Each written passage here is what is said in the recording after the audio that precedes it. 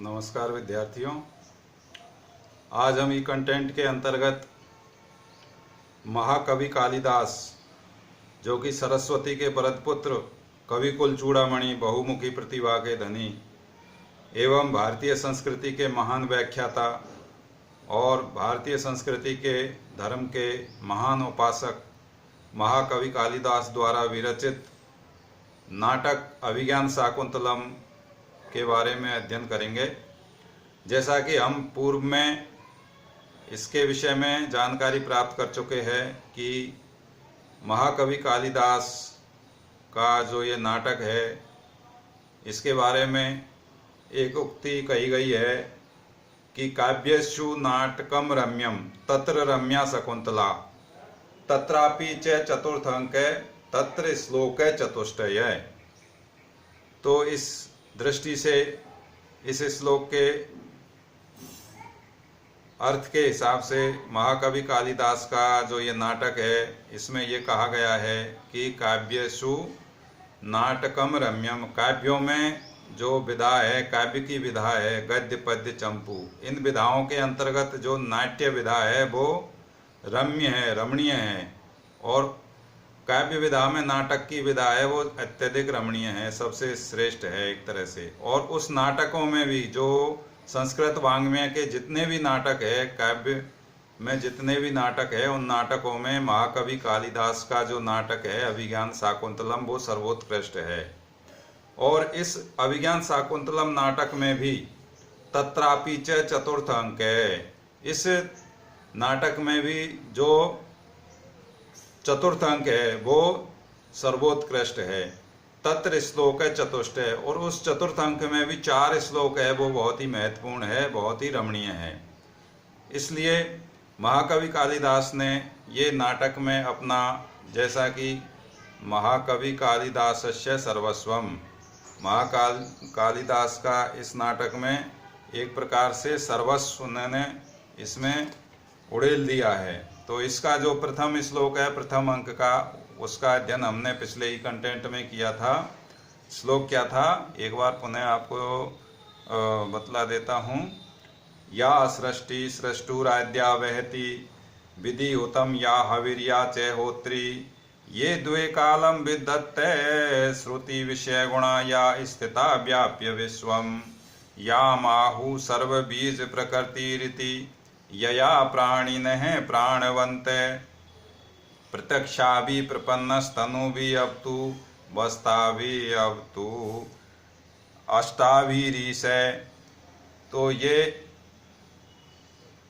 प्रथम अंक का पहला श्लोक है, इसका हमने अर्थ पहले समझ लिया था।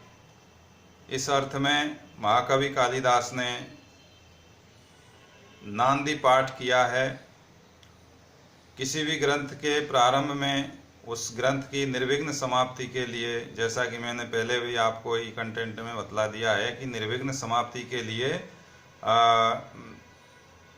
स्तुति, नांदी पाठ, मंगलाचरण किया जाता है।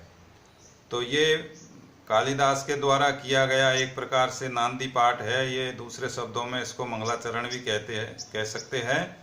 और ये मंगलाचरण है जो 3 प्रकार से किया जा सकता है: नमस्कारात्मक, आशीर्वादात्मक एवं वस्तु निर्देशात्मक। तो यहाँ पर जो ये महाकवि कालिदास ने मंगलाचरण नांदी किया है, ये आशीर्वादात्मक किया है, भगवान शंकर से आशीर्वाद लिया है। और इस प्रथम श्लोक में ही भगवान शंकर की 8 मूर्तियों का स्मरण किया गया है। जो 8 मूर्तियाँ, वो 8 मूर्तियाँ कौन कौन सी है? या सृष्टि सृष्टुराद्या, जो सृष्टि अर्थात रचना, सृष्टु मानी विधाता ब्रह्मा की, आद्या मानी प्रथम अर्थात भगवान या विधाता की या ब्रह्मा की जो सर्वप्रथम रचना है, वो रचना क्या है? जल, अर्थात सृष्टि के प्रारंभ में सबसे पहले किसकी रचना हुई थी? जल की रचना हुई थी। ऐसी भगवान शिव की जल में ही मूर्ति।